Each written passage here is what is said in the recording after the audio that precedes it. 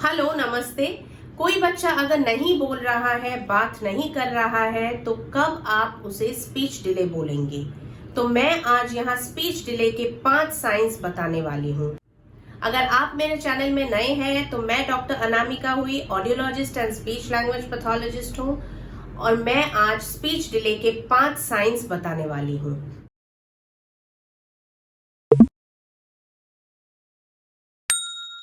पहला पॉइंट है, अगर बच्चा अपने पीयर ग्रुप की तरह, अपने जो एज के दूसरे बच्चे हैं उनकी तरह नहीं बोल रहे हैं। अभी आप यही पूछेंगे कि कितना बोलना चाहिए बच्चे को। इसमें जैसे एज वाइज दिया हुआ है, इतने एज में इतना बच्चा बोलेगा, उस हिसाब से आप देख लीजिए अप्रोक्सीमेटली आपका बच्चा कितना बोल रहा है। या उस रेंज के नीचे बोलता है तो मतलब बच्चा स्पीच डिले है और उसे हेल्प की जरूरत है। उसे जल्दी ही स्पीच थेरेपिस्ट के पास लेके जाइए। दूसरा पॉइंट है, बच्चा जो है अकेले खेलना पसंद करता है, दूसरों के साथ एंगेज नहीं होता है, दूसरों के साथ रहना पसंद नहीं करता है। इसमें एक और बात आ जाती है, बहुत पेरेंट्स बोलते हैं कि बच्चा शाई है इसीलिए बात नहीं करता है, किसी से घुलता मिलता नहीं है। लेकिन ये सोचने वाली बात है कि कोई भी बच्चा अगर शाई होता है तो किसी बच्चे को देख के, किसी स्ट्रेंजर से मिलके तुरंत नहीं बोलता है, लेकिन कुछ देर बाद जो है खेलना शुरू कर देता है, कुछ देर बाद जो है बोलना शुरू कर देता है, रहना शुरू कर देता है और उनके साथ एंजॉय भी करता है। तो ये शाइनेस की बात नहीं है, इसमें कुछ डिले है, इसीलिए ही बच्चा जो है दूसरों के साथ रहना नहीं पसंद करता है या दूसरों के साथ एंगेज नहीं हो पाता है। यहाँ मैं बात कर रही हूँ अटेंशन देने की।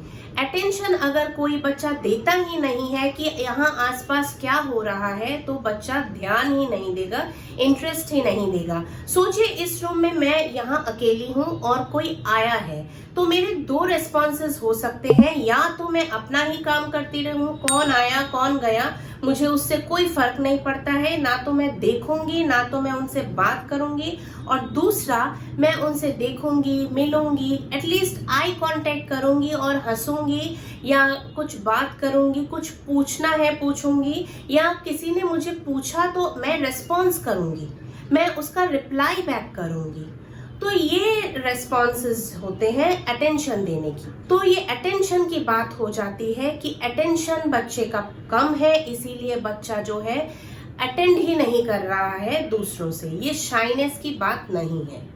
तो आपको शाइनेस और अटेंशन में फर्क आना चाहिए। मेरा तीसरा पॉइंट है, अगर बच्चा 1 साल तक कोई गेस्चर्स, कोई इमिटेशन, कोई पॉइंटिंग नहीं करता है तो भी उसका स्पीच एंड लैंग्वेज डिले हो सकता है। इसको चेक करने का एक आसान सा तरीका है कि आप बच्चे को राइम सिखाइए विद एक्शंस। आप उसका हाथ पकड़ के उससे क्लैपिंग करवाइए। तरह तरह के जो राइम्स होते हैं, like twinkle twinkle little star, इस तरह से बच्चे को गाना गा के सुनाइए। वो वोकलाइजेशन को इमिटेट करता है कि नहीं देखिए, बॉडी मूवमेंट्स को इमिटेट कर पाता है कि नहीं देखिए, तरह तरह के इशारा कर पाता है कि नहीं। जब बच्चा नहीं बोलता है तब बच्चा शुरुआत इशारे से करता है। फैन कहाँ है, लाइट कहाँ है, तो इस तरह से वोकलाइजेशन के साथ, इशारे के साथ अपने आप को एक्सप्रेस करता है।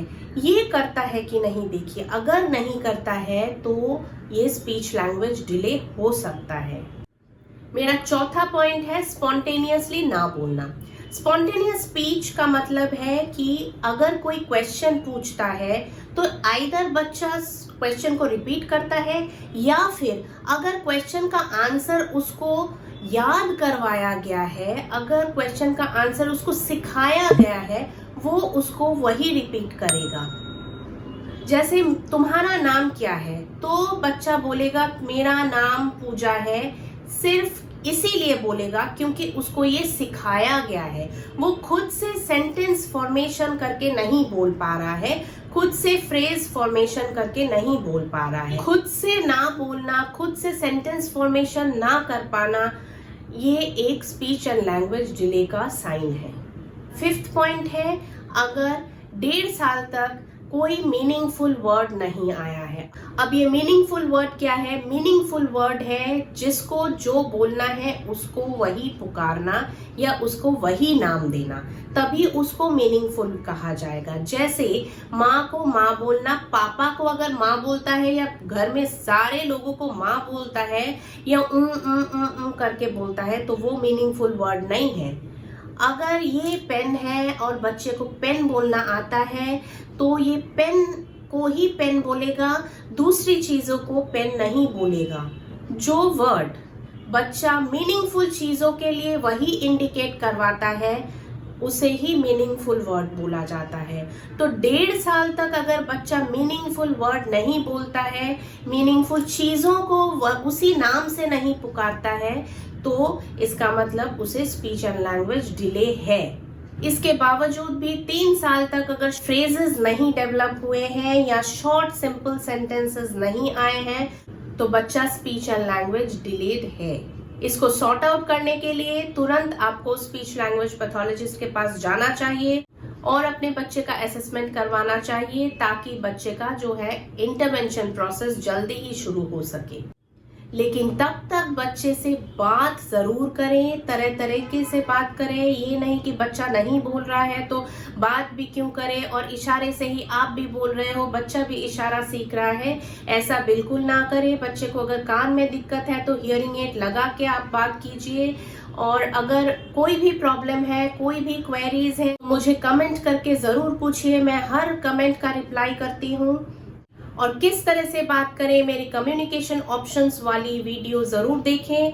मुझे बहुत सारे कमेंट आए हैं कि अपना फोन नंबर दीजिए, लेकिन मैं यहाँ अपना फोन नंबर नहीं देना चाहती या कोई भी फोन नंबर नहीं देना चाहती because of security reasons. I hope you can understand it. आपको अगर मुझे कांटेक्ट करना है तो askanamika10@gmail.com में मुझे कांटेक्ट कीजिए या नीचे कमेंट बॉक्स में अपने क्वेरीज लिखिए।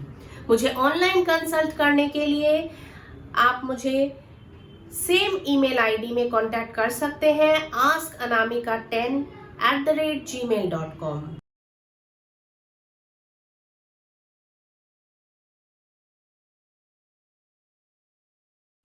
तो आज के लिए इतना ही। Thank you for watching.